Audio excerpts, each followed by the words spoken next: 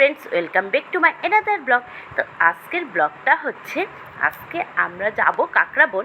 আজকে ডিম্পু সোনার বার্থডে, তো সেই জন্য প্রস্তুতি নিচ্ছি। আমি চান টান করে রান্না টান্না সব শেষ, খাওয়া দাওয়া শেষ।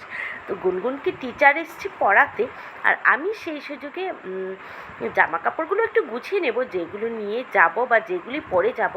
প্রচণ্ড গরম, প্রচণ্ড গরমে কি পরবো কি নিয়ে যাব সেগুলি নিয়ে আমি একটু নাজেহাল। তো ঘুরে ফিরে আমি আমার রান্নাঘর একদম ক্লিন করে রেখে দিয়েছি, আর এই হচ্ছে আমার রান্নাগুলো সব কমপ্লিট, শুধু দুপুরের খাওয়াটা বাকি। আর এইদিকে আমি গুনগুন সোনার কিছু হালকা জামা কাপড় বার করে রেখে দিয়েছি, এগুলি নিয়ে গুনগুন সোনা যাবে।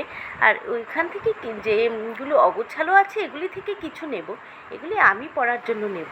আর এই স্যার চলে গেছে, আর সারা ঘর দরজা বিছানাটা উল্টাপাল্টা হয়ে আছে, গুনগুন সোনার বই ছড়ানো। তা আমি সেই বইগুলি একদম গুছিয়ে টুছিয়ে তারপরে গুনগুন সোনাকে খেতে দেব। খাওয়া দাওয়া শেষ করতে করতে গুনগুন সোনার বাবাও এসে গেছে বাজার থেকে। আর এই জামাটা এনেছি গুনগুন সোনার জন্য। গুনগুন সোনা পরবে সন্ধ্যার সময় ডিম্পু সোনার সাথে। আর ডিম্পু সোনার জামাটা আমি দেখাচ্ছি, কমেন্ট করে বলবে ডিম্পুর জামাটা কেমন হয়েছে। এটা হচ্ছে কি বার্থডে গার্ল, মানে ডিম্পু সোনার জামা। তো এটা ডিম্পু সোনাকে দেবো, আর গুনগুন সোনা এটা রাতে পরবে। আর এদিকে আমি একটু খাওয়া দাওয়া তো শেষ, আমি একটু সাজুগুজু করিনি, কারণ সন্ধ্যায় তো আর আবার সময় হবে না যে আমি নেল পালিশ পরবো। তো ততক্ষণে আমি একটু নেল পালিশটা পরে নিই। আর গরমের যন্ত্রণায় আর সাজগুজ কী করব, একদম সব কিছু গুলিয়ে যাচ্ছে গরমে, তাই আর বেশি কিছু করলাম না। জাস্ট আমি নেল পালিশটা পরে নিয়েছি, আর একটু লিপস্টিক পরবো, আর কিছু না। আমার এত সাজ আমার ভালো লাগে না, আমি কখনোই এত সাজি না। আমি রেডি হয়ে গেছি, আমি একটা সুতির শাড়ি পরে নিয়েছি, কারণ এত দূর যাব গরমের মধ্যে, তারপর আমি সন্ধ্যার সময় ভালো শাড়ি পরবো। তার আগে আমি এটা পরে নিলাম, এটা পরেই আমি চলে যাব বার্থডেতে।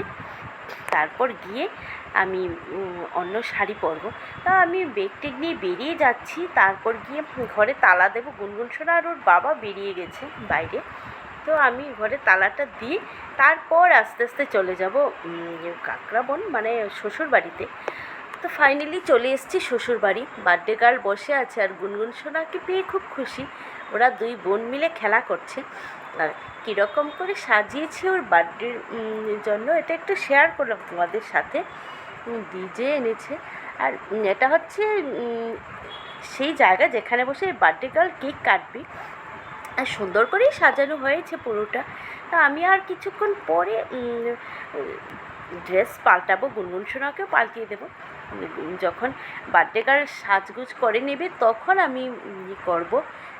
ডাইনিং রুমটাও ভালোই হয়েছে, তো ভীষণ যাই হোক, যতটুকু সুন্দর হোক, কিন্তু গরমের জন্য সবাই নাজেহাল।